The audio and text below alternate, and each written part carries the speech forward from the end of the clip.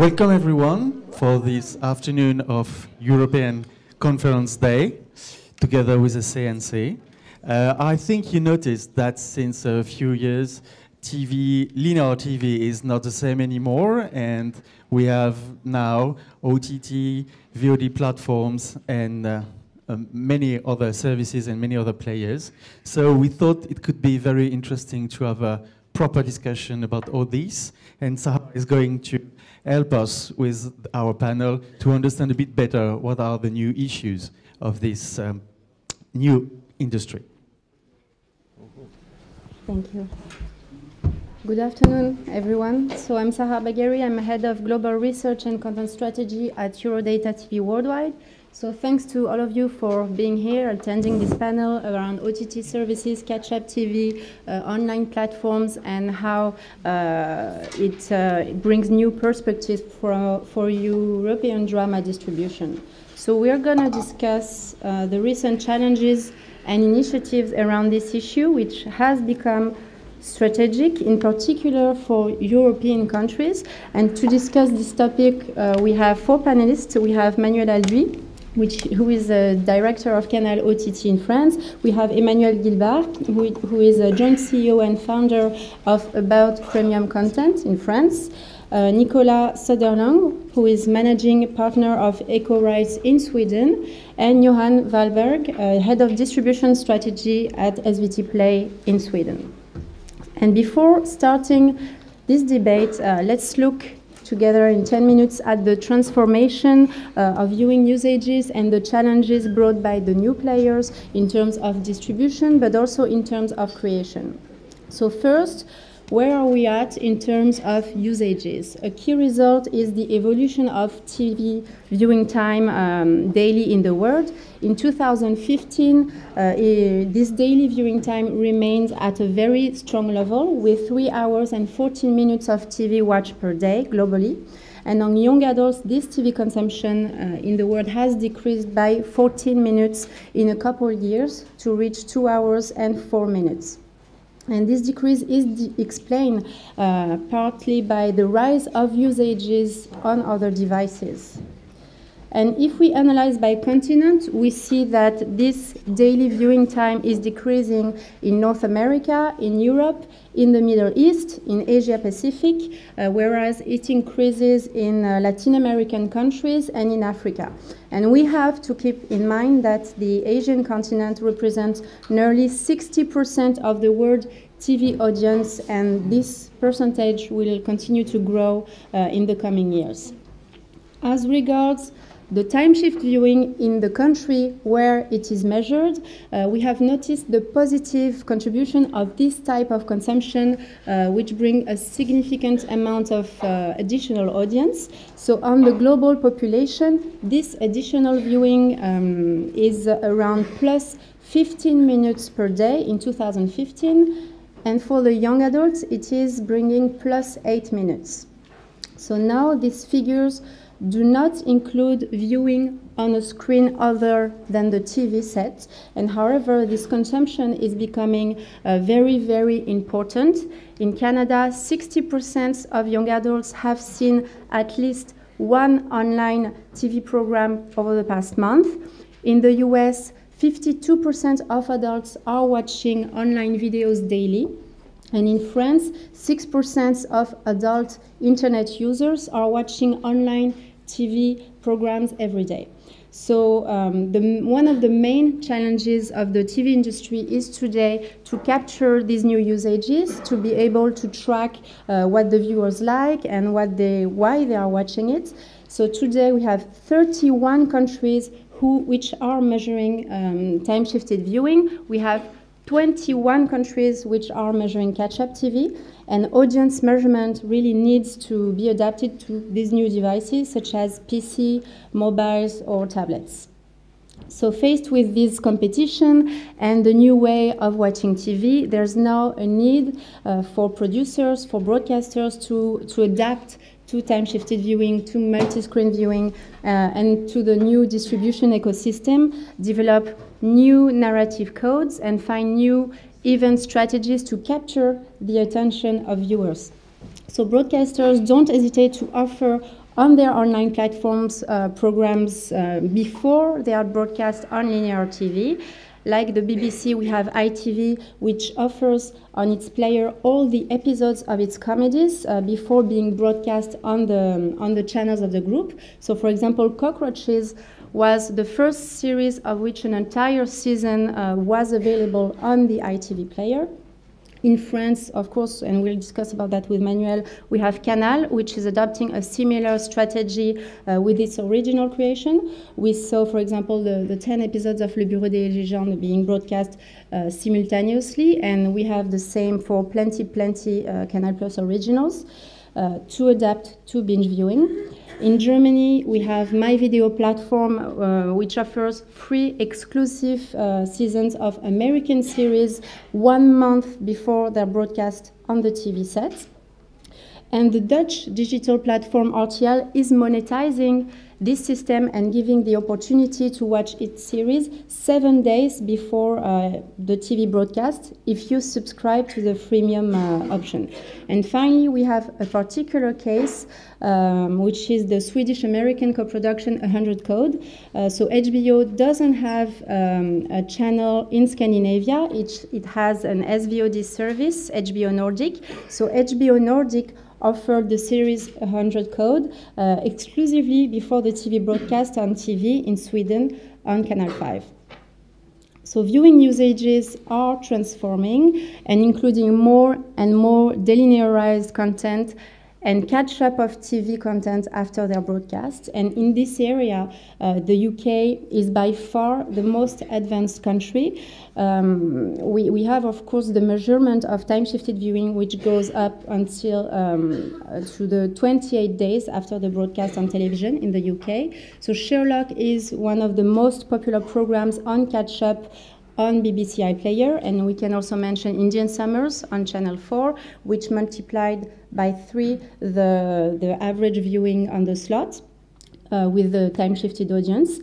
In terms of measurement, we have the Netherlands, we have Sweden, which are among the most advanced as well, since they measure the ratings on channels' digital platforms. So the soap opera, for example, Götte Tisdagen, Schlechte Tisdagen, and Julkalendern in Sweden are the most watched series on platform SVT and RTL4.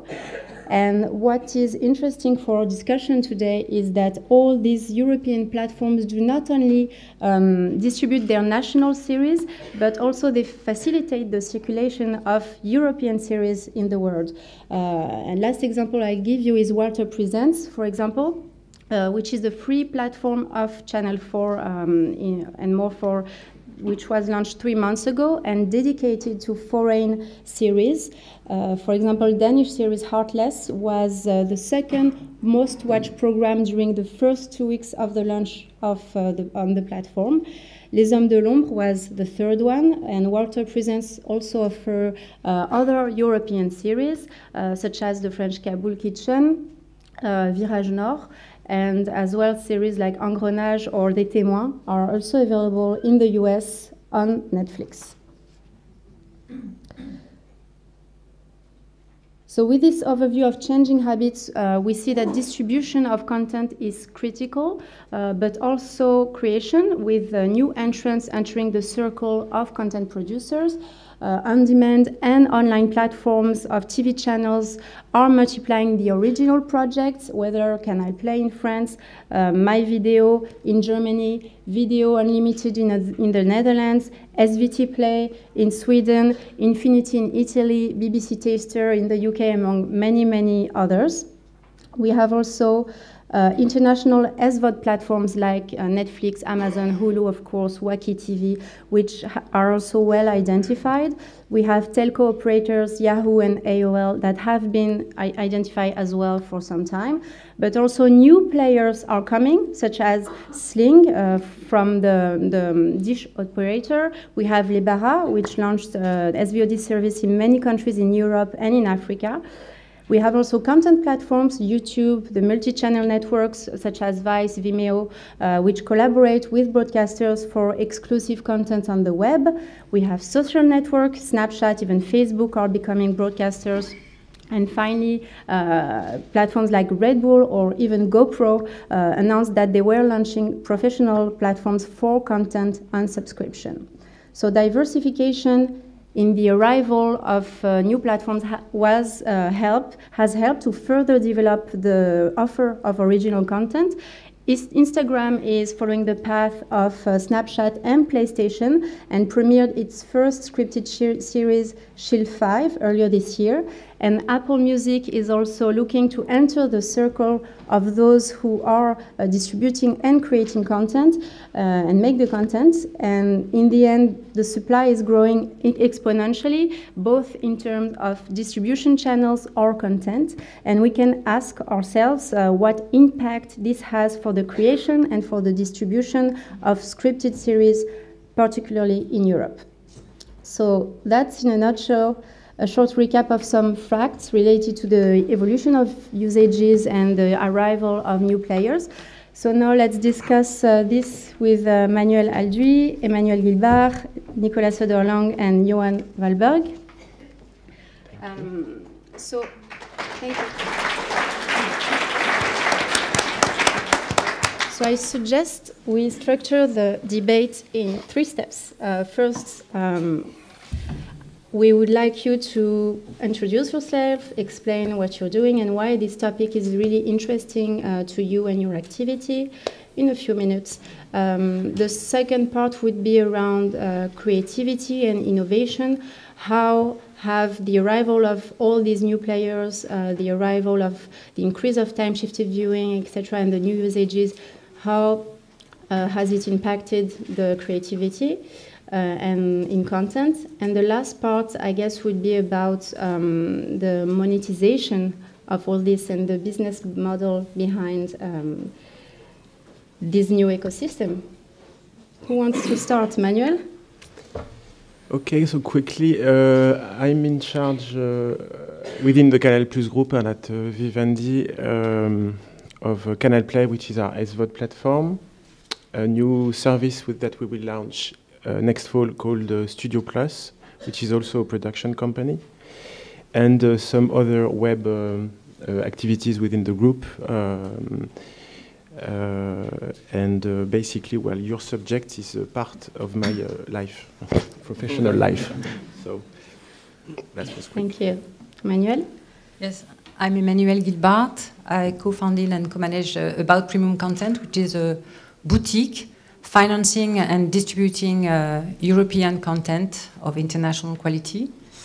And obviously, as a distributor, the subject is extremely important, a lot of impact, a lot of opportunities and challenges, mostly opportunities, I would say, today, and I'm sure we'll develop later. Yeah. My name is Nicolas Söderlang. I'm the managing partner and founder of Echo Rights. We are a Swedish independent distributor. We have offices in Manila for Asia, in Istanbul for MENA and Turkey, and Madrid for South America and Iberia, and the head offices are in Stockholm. So we are kind of covering the whole planet. We are a quite young company, and we are growing very fast. So, and of course, since we are a distributor, this has a big impact on our activities and business model for every day, and we're speaking more about that later. Yeah. And Johan? Hi, Johan Wahlberg, Head of Distribution Strategy at SVT, and also working with the development of SVT Play. And not in production, but in the experience and the service itself and all the sides there. And that's a really key thing as well, because in this world when we're moving, SVT Play is celebrating 10 years this year, gone from a catch-up service to more than catch-up and being, for a lot of people, the only or the first meeting with SVT. The challenge is how do we do the matchmaking between the content that we produce and having the users find it when we don't have the traditional big channels behind it. So that's a very important key in this, and that's why I'm here. Thanks. So I guess the first question would be both for Manuel and Johan, from a paid TV channel, public TV channel point of view. what is the impact of all this? OTT platform, time-shift viewing, catch-up TV. We even don't necessarily know the exact terms. Is it replay? Is it catch-up? Okay. What is the impact on your service, on production side, on the distribution side, on the programming strategies, and on creation, innovation? You want me to start? Yes. Okay. Well, first, it's a nightmare because at the beginning we had to use the OTT, and we are still doing that as a pay TV service, just as an additional funnel to distribute our content. So we launched, for example, Canal Plus On Demand, which is the replay or the catch-up service of Canal Plus, which is available for everyone who is a subscriber to Canal Plus in France in 2008. It was a nightmare because we had to convince all the right holders we were working with that we should have those rights without paying them. And it was a nightmare on the client side because we could not ask any money to our subscribers that who at that time already pay 40 euros per month. Well, if you really want to see your content when you want, you should pay a little more. That was not possible. So we could not monetize the catch-up to our subscribers. So from the beginning, the catch-up, that's one example, was included in the subscription. And I think all the pay TV operators in the world, in the US, and did the same. Second, OTT was a nightmare. It's half a joke. And that's why finally you didn't pay for catch-up, right? And in the end, so we didn't pay for catch-up. And we don't pay. We still don't pay. And second, it was a nightmare because in OTT, the first problem is not Netflix, is not all the new platforms, is the piracy. And that's really a big issue. A long time ago, we've always had pirates against Canal Plus in France, even when I was a kid. But now, piracy is really a huge problem on all the content that we are distributing through Canal Plus. But now we are in a new phase, I think, and OTT is more about opportunity for us because we have launched all the replay service that we could have launched. We have a very nice app called My Canal. You should try this month because it's free, just for a month. It is said. Voilà, it started yesterday, just for Séries Mania. And so you have access to all Canal Plus and Canal Sat, all the thematic channels for free. Live plus replay without paying. But now also outside France? No, sorry. It's just and a French. Why is this? What's the reason behind it? It's just to recruit new subscribers. No, it is free just for a month. Huh? We are a pay TV channel, so you have to pay, and at some point. But now we think that there are opportunities, especially in the mobile environment. One big issue is not so much the new, who are not so new, platforms such as Netflix. They are strong competitors. They are very. You will see one of their series on TF1. So you can imagine the innovation. But those are just broadcasting TV series, movies, documentaries, like every broadcaster like Canal Plus or SVT or in the world is doing.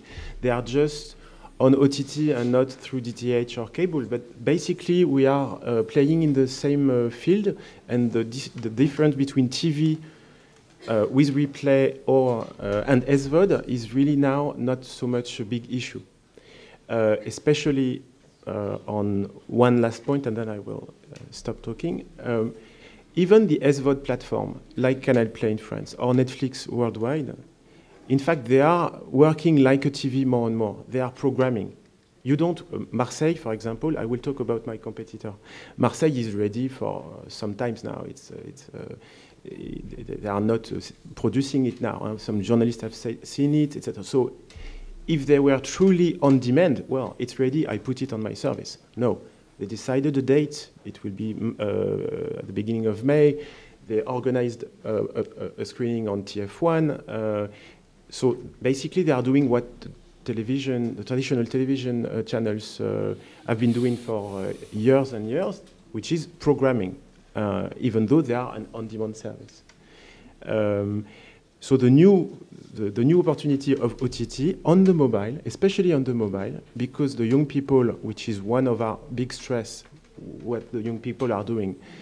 The young people are watching more and more videos on their mobile, but on your mobile you can't provide just movie and TV series because it's not the good format for that device.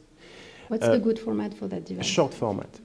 And so now we have to imagine, create, and monetize new kind of formats, a new way of so it's an issue of creation and also of distribution. But I'll talk about that later. Thanks. Johan, we've seen that Sweden is very much in advance in terms of multi-screen viewing. We've seen how Magin has conquered European countries in the world. We have the example of the original Taxi on SVT Play, which has created the buzz. How do you look at the evolution of changing habits?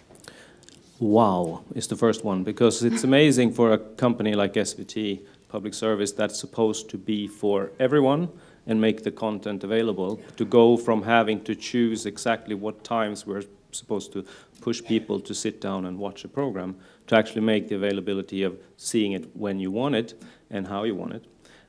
And then taking advantage, we started very early if you look at what can you do with these different things. Catch-up is a big thing still, but what can you do for a special device or special thing?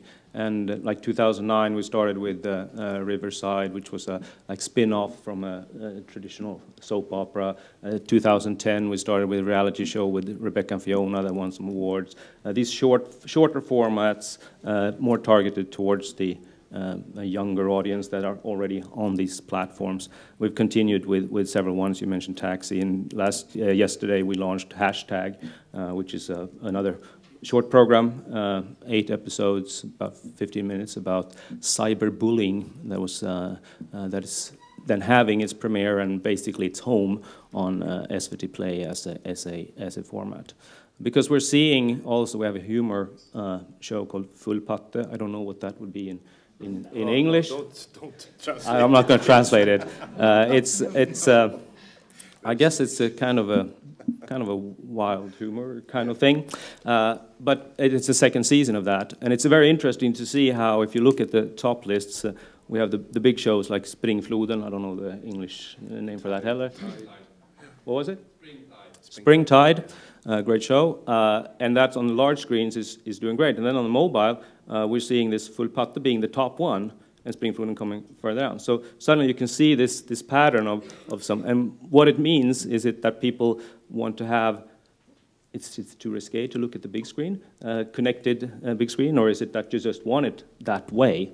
And it's so interesting to do this development where you can start looking at different platforms. Thanks, Johan. And Manuel, about Studio Plus, you mentioned that it is for mobile. Can you tell us a bit more about that?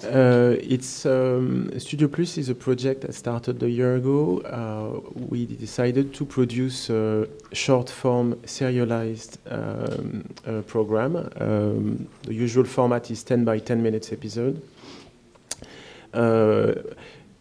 And it will be at the end of this year an app where you will be able to see those series. We have already developed, and soon to be produced, finished 25 series.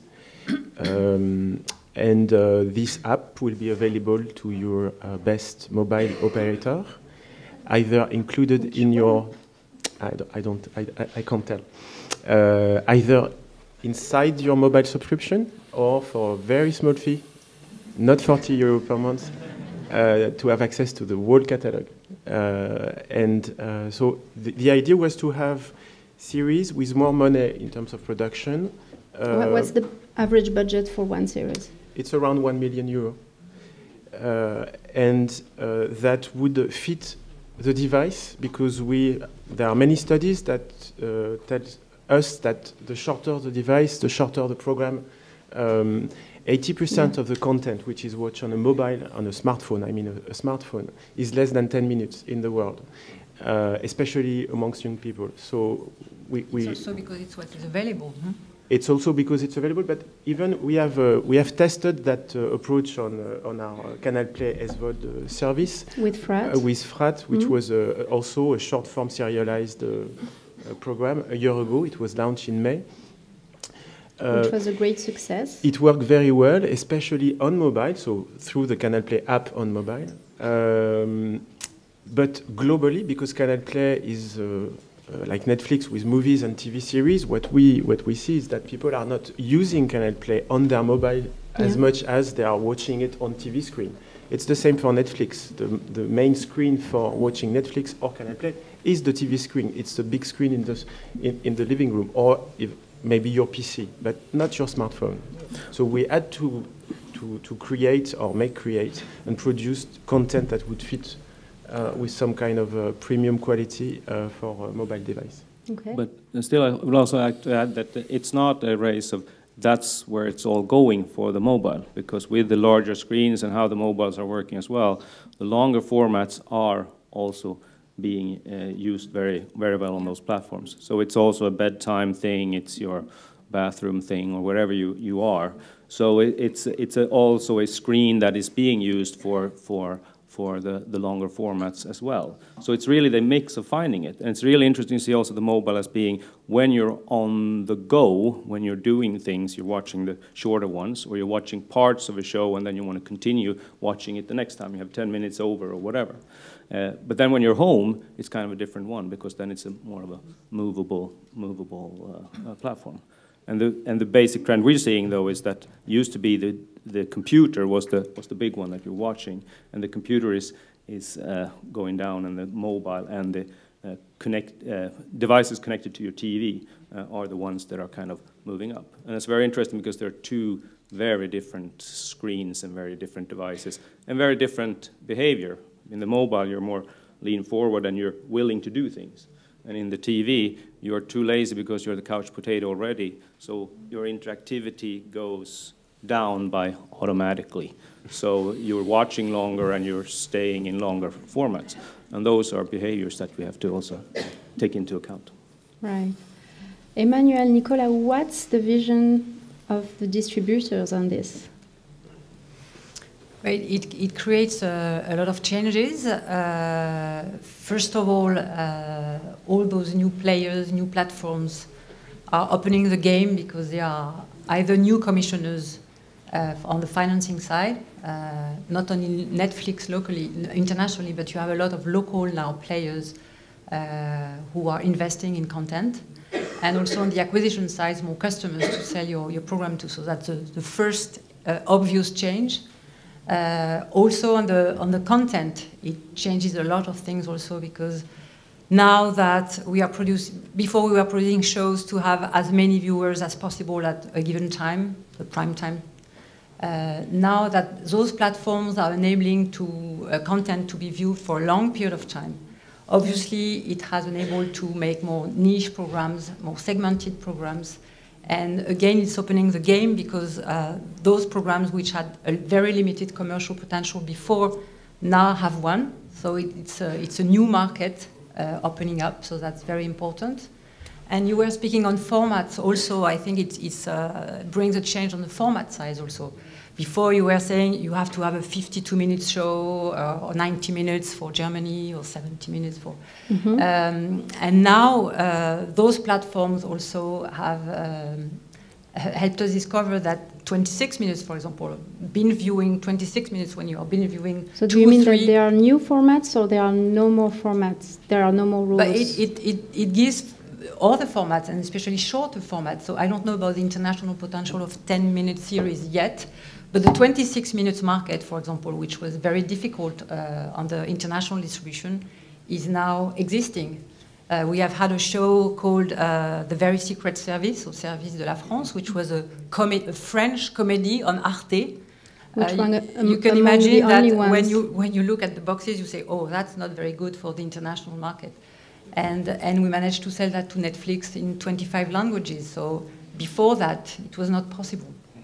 So the format, also the 26 minutes at least, is becoming a sellable format, which was much more And it was difficult. one of the only ones which was broadcast on prime time on a main channel. 26 minutes usually is broadcast during. That was already something audacious for Arte. Yeah. But so the format thinking also is moving, because the usual broadcast, the usual scheduling people at the traditional broadcaster, which were normally are always a conservative force, which are trying to keep things as they were. Now they are moving also, and that's the influence of this new environment, I think. And Nicolas, what about you? Yeah, I totally agree Rights. with what Emmanuel says here, and I think it's very interesting to see all these new platforms emerging, because that is new clients for all of us, and we can sell, they can commission from us. And they're also creatively interesting, because they are not, as you said, not so afraid. It's a very crowded marketplace out there, and you need to be quite loud to go through. And these new platforms, they are much more risky, the risk-taking. And as you said also, they can approach niche audiences, because if you add small audiences in many countries, you get a substantial amount of viewers at the same time, so it makes sense for them to do that. And I mean, like series like Transparent on Amazon, it would never have been on air on a regular channel, but it's a fantastic show, and it's typical for that kind of shows they And can it won do. an award. Huh? It won an award. It won an award, yes. It was an award, yeah. So and also the lifespan of the programs is increasing, because now we can sell to all these different places. So that means that you can have, first the first window over there, and then the second window there, and then you can resell it. I mean, some of the shows we sold 3 times in the same territory, which is really good. So I mean, if you have strong drama series that are successful, they can have a very, very long life. And that's very rewarding for the rights holder, obviously. And about your strong... Just one more thing. Yeah. I think also this acceptance of more niche type of content is really interesting, because it also lowers the barriers for the entry barriers for dramas from other countries coming in. And we are selling a lot of Turkish series, for instance. That's been one of our main revenue sources, and it's just amazing. Now it's accepted everywhere in the world. When we started 4 or 5 years ago, 3-4 years ago, something like that, then people looking at us, what is that? Now it's just open. So it is a much greater acceptance of foreign language dramas everywhere, and that opens up possibilities for all of us. I'm not so sure about the long cycle of the shows, actually, because it's the feeling I have is that there are so many new stuff all the time, that a new stuff is chasing another new stuff. So then you can resell, but to a smaller category of channels. Absolutely. But on the you go down the ladder in a way. On the main broadcasters, I mean, they always want new stuff. Of course. Yeah. No, I agree with you. And then you can put it on YouTube. But you can also work with the older one. We have we are working a lot with, of course, new is the focus there, but we also have some that have been produced recently, and then archives. And the mix of that, of putting it together and working with seasonally or events or putting together in a new context, that's why publishing and how we work with it becomes so important. Just having an archive with all the stuff there, that doesn't work. But putting the editorial or curational touch on it to make it fresh, usable, or whatever, that makes Curation is a new word for scheduling, I think. We will agree. Yeah, exactly, yeah. And I think this also gives a lot of potential possibilities for producers to be kind of in the driver's seat as well, to take care more of their IP and to be more in control of it. And if they can do that, you can monetize it really, really very well. Also, again, as Turkey is an example, I mean, the Turkish producers, they get 60 to 7% of the revenue of their shows from international sales. And I think, as somebody told me in France, it's like 2 or 4%. Yeah. Something like that. So, I mean, you are lagging behind here, guys. No, there is a lot of potential actually. But that's because countries like Turkey or Israel think their formats internationally before they think it for their local market. But we don't only do Turkish drama. But that's what it's big. But I wanted to talk about A couple Turkish drama, you're saying. If Elif, for example, was sold to Netflix, and the other one was The End, which has a lot of local remakes. And for this kind of dramas, do you look only at traditional broadcasters, or are you also looking at new platforms? I can't afford to be picky. Anyone who's interested to buy our shows are, of course, welcome. Of course. Okay. I think it's very interesting. We are now negotiating a very big deal with the elephant in the room. I can't mention any name, but it's becoming increasingly important. Yes, very much so. Okay. And what about windowing? Because that's a central question here. Now there are no more rules. You can have a few seasons on TV, then one on Netflix, or vice versa. What does it have? Do you want to take it, Manuel? Should I take it? As an impact for you? No, but I mean, windowing is really the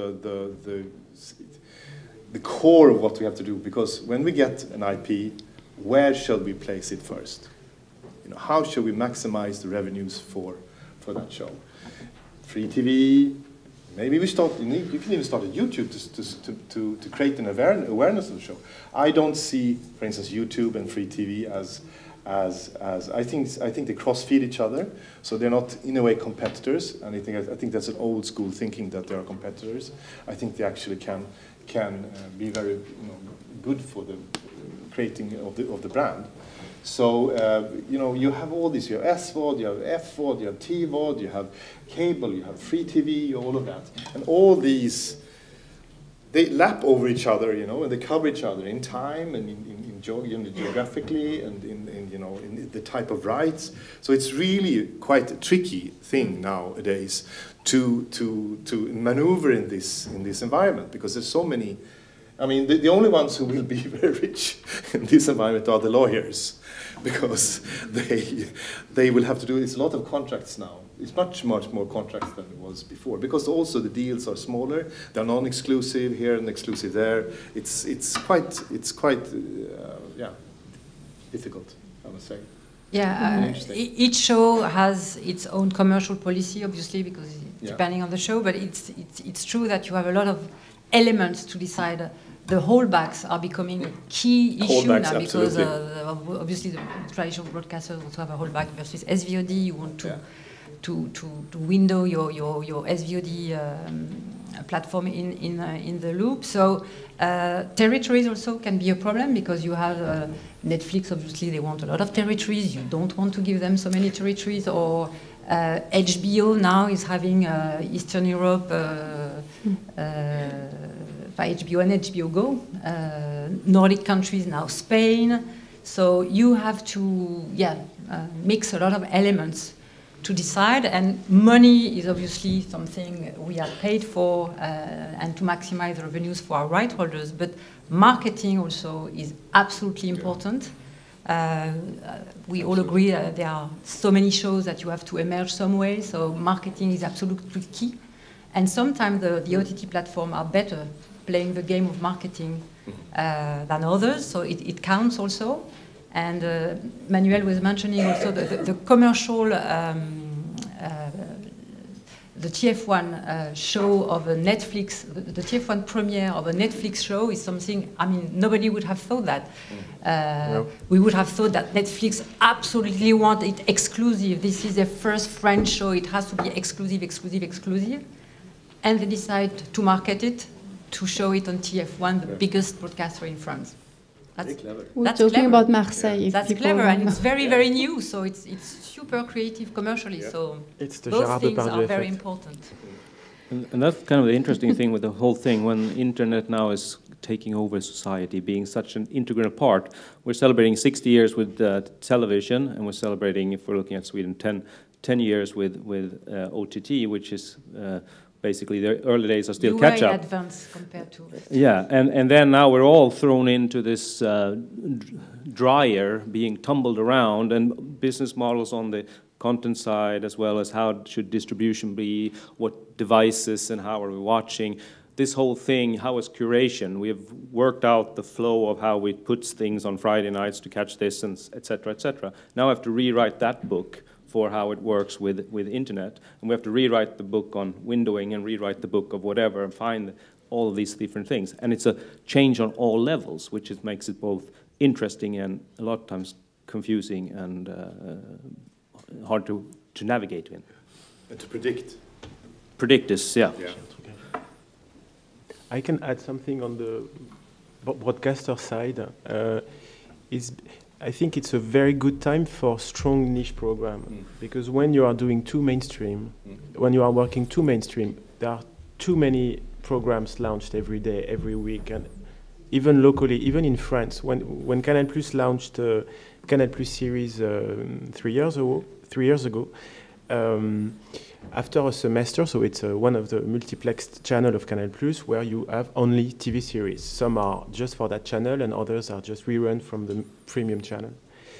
6 months later after the launch, we did a first evaluation of did the channel worked, what could we improve, etc. And we've noticed over the last of those first 6 months of our own channel that we had to face, and that was not Netflix at that time in France, we had to face with 3 national launch of TV series by TF1.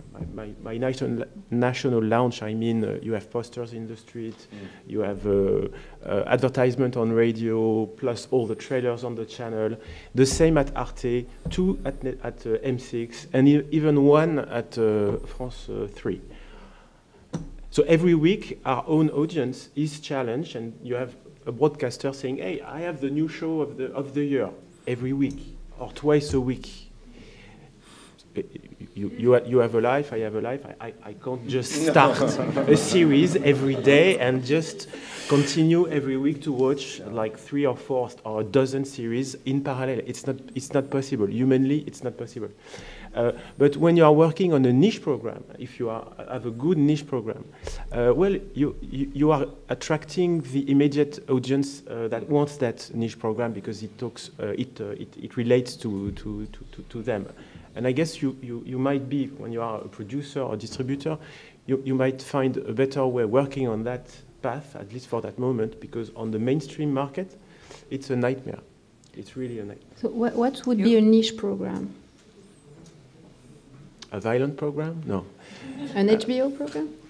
Some things that if it shows on a traditional free television will not deliver the ratings they need and Exactly. number of subscribers they need. Okay. Something a bit that edgy. A bit edgy. But you're right, Manuel, but at the same time, there are so many good niche programs also. So it becomes also a busy market, which means that you have to... And the quality is keeping increasing, which is good, but it's... But on the broadcaster side, it's easier to market a strong niche program than to market a very good mainstream program. Yeah, it's easier to market. On our side, yeah, it's easier to market. It's very strange. Yeah. Yeah. So we were talking a little bit about the time, and then we were talking about short formats on it, and you know, you were talking about busy lives, and that's really true. How much time do we have? And not only for, now we're talking series a lot, but just take news, for instance, you know, you don't have the time for the 1 hour really depth in getting the news every night, so the shorter news is also bringing in. So how many 5 or 10 minutes, whatever, do you have time for a day compared to how many 1 hour times do you have time for? So there's probably also a change there in how much time can I spend. Right now we're adding, but at what point? Bits of time, yeah. I think what you're pointing at before there is this crowded marketplace. It must lead to some kind of consolidation, I think, you know, among the broadcasters and the OTT platforms. I can't see that. I mean, all the broadcasters now, the national broadcasters, they're launching their own OTT platforms and SVOD services, and they're expecting everybody to pay one for M6, one for TF1, one for France Télévisions, one for Canal Plus. It's impossible. People won't do that. So there must be some kind of arrangement of some sort. Maybe they go together under a joint platform, or that they merge, or something like that. It's too crowded now, I think. But no one. I like the song. Don't you think? I mean, do you agree? Yeah, I agree, but it won't happen. Well, none of the broadcasters want to sacrifice. Let's move on to the No, last exactly. part. They won't sacrifice. Let's talk about money now. Yeah. So that opens the way for the SVOD platforms, the bigger players, you know, because I think so that the national TV station, they will suffer in this environment if they don't do anything.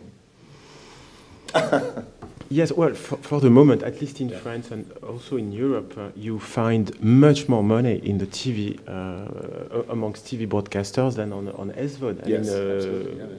I think worldwide, the TV, both free TV and pay TV, is globally around 500 billion dollars of revenues globally. And SVOD is maybe what 10 to 15 billion. So that's really, it's not. There is no comparison. No, not yet. Not yet. So that was my part on monetization.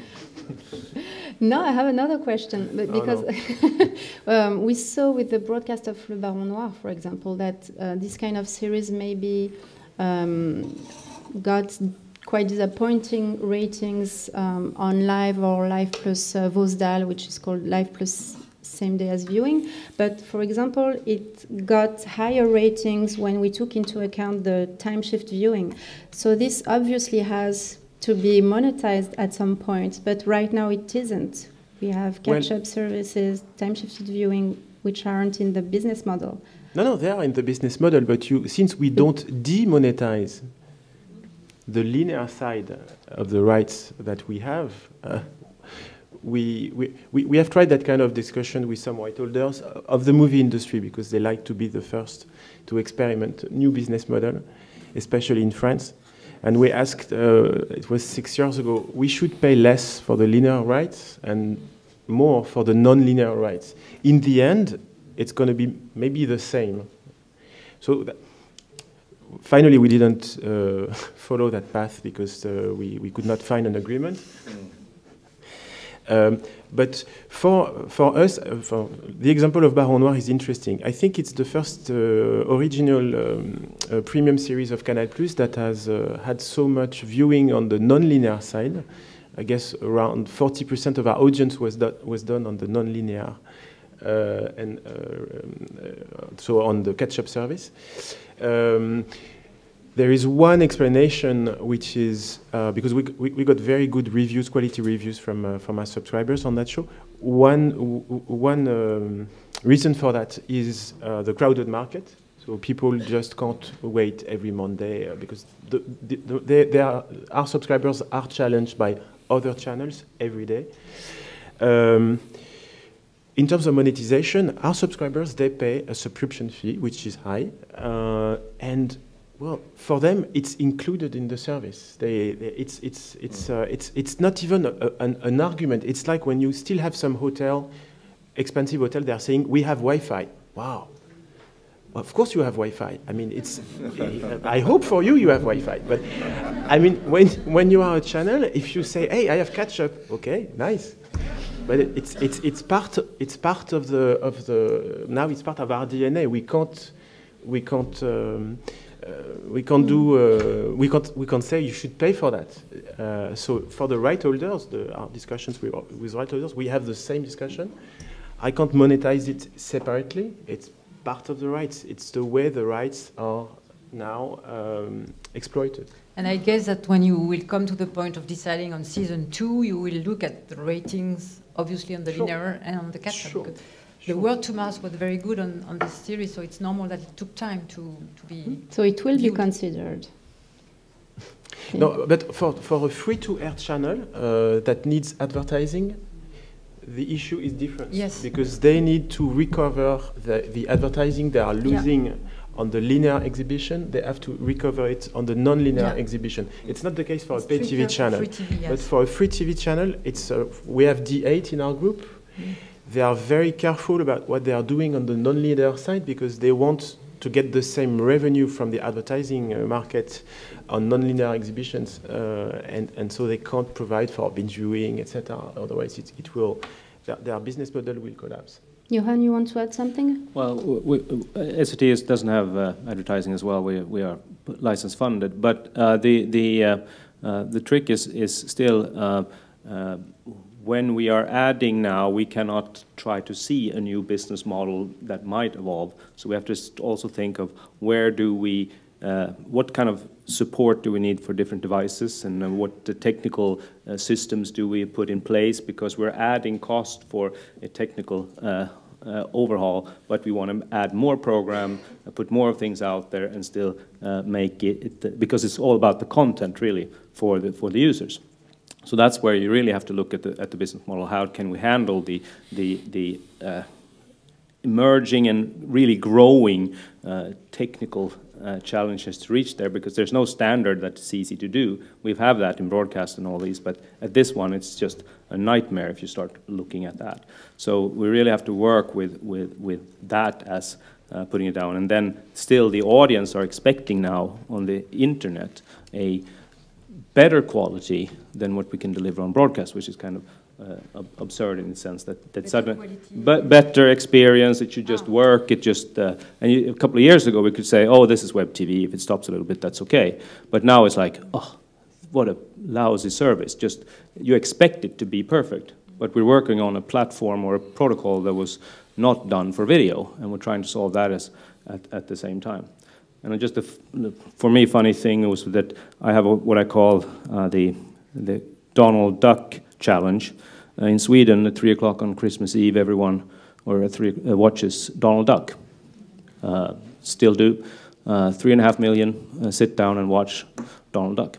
And when I talk to now, how do we fix internet, and my challenge is if everyone would go over to the internet to watch Donald Duck on Christmas Eve, my CTO would not be home with his family, because probably not a lot of people working with internet, because internet would crash in Sweden. And then I was talking to a guy in India who said, oh yeah, that's my daily challenge, because I'm working with cricket. And I have, if I'm moving everyone, it's 300 million Indian people that are going to watch this. So this is a major internet challenge of taking this platform to make it so much better when we're also moving into 4K world, whatever that will be. Emmanuel, do you have more advantages during your negotiations now that you have many platforms, many choices? I wouldn't say advantages, it's just more open. The game is more open because there are more opportunities and ways of achieving our goals. So after that, you mentioned Walter Presents, that can be also focused on foreign series. I mean, now platforms are distributing content, creating content, but not only on their national territory, but accepting also content from abroad. Yeah, but that's part of new opportunities, yes. So we have more outlets, more opportunities. After that, in a negotiation, the leverage always depends on a number of issues. So number of people who want your show, and but definitely, as I was saying, it's opening the game and it creates more opportunities, yes. Okay. And one last question for Nicola. I wanted to talk about Nurses, the Finnish series you're distributing, because it was picked up for adaptations in Europe, and it has broken record, if I believe, on Wiley Arena. Wiley Arena, yes, which is their catch-up. Maybe we can remind people what is... Yeah, no, Nurses is a medical drama from Finland. It's a beautiful series, and we are now launched in several territories. And for YLE, which is the state broadcaster in Finland, it was a very nice experience, because suddenly they were really interacting with the viewers in a way they hadn't done before. It was broken all, as you said, broke all records of attendance, and so it created engagement from the viewers. And I think that's kind of the problem with the linear channels, that they are so, it's a one-way communication. And now, for the first time, they could actually really interact with them and get reactions on the programs, really, because they were really in there and doing it. And I think that is, you know, a model for any channel to be more. You need engagement in these days when you have all, you know, all the Facebooks and all of the Instagrams and all of that. You need to be, you know, to know your audience better, and that's really a challenge for the traditional channels. Thank you, Nicola. Yeah. Thank you all. So let's engage the audience. Does anyone have any question? No. There's a question here. Just a quick question, continuing on the niche section. For the new format 10-minute programs, is it like we might expect specifically for a younger audience, or are there other niche audiences out there? or is it the more traditional, like housewives watching soap operas, or what is it that this new format? Who are you aiming it for? And for the launch, we are aiming between 18 to 35, so quite young. Next year, we'll see. No, but it's not just because we want just to do that for them, but we had to focus on something, and not we won't have a 100 series, so we had to focus on a specific age group, some genres and not others, and then if it's a success. If it's not a success, I will come back next year. If it's a success, we'll enrich the service, including in terms of age group. I think there was another question over here. Hi. On the panel, there are two broadcasters. One is pay TV, the other one is license fund, but none of them are free advertising based. The problem is that the CPM that is generating by advertising revenues on non-linear are far less than the one that is on linear channel, and that's starting to be a huge problem because there is no way that traditional free television can compensate on non-linear what they're losing on their linear business. If you look at YouTube, their revenues are growing every year, and that's fine for them. But if you look in the structure of that growth, the audience is going much bigger and quicker than the revenues, which means that the monetization of all of that audience is shrinking actually globally. Are we facing a disaster for the advertising business in linear? First of all, the CPM of the replay catch-up is not to be compared to the YouTube ones. I mean, it's still less than traditional TV, but not much higher than on the pure internet. I don't know, but maybe there is also work to be done with all the mediametry of this world, the ratings agencies. I don't know what are the names. You can go to us. Okay, to see, to really take into account this new audience in a real. The ratings methodology and are still very conservative also, and have not, according to me, always tracked all the evolutions. Well, there are 6 countries right now that are thinking about four screens measurement on all screens, and France is included and has released the first figures. I don't know what you think. Maybe we did launch some YouTube channels as Canal Plus and plus as a broadcaster. After 2 years, we noticed a CPM problem, so we decided not to put too many content on them. So it's more an issue of those platforms like YouTube. At some point, I think also Facebook. On Facebook, we don't earn a penny, nothing. It's a pure marketing. There is no advertising. There will be some at some point, but not now. So you have to differentiate those third-party platforms and our own non-linear platform.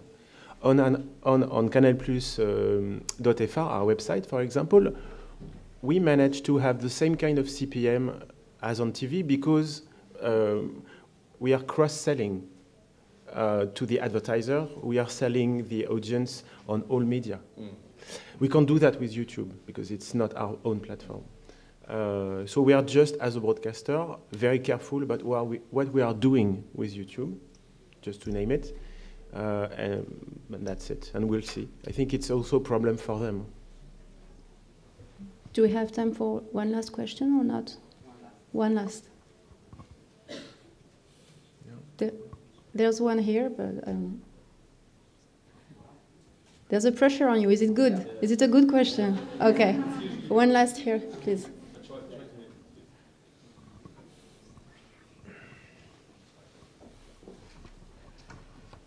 Yeah, I don't know about you. I'm part of the Generation X, so I'm like in between worlds because. You have the digital natives coming, really fast and watching, on every any screen that they can get.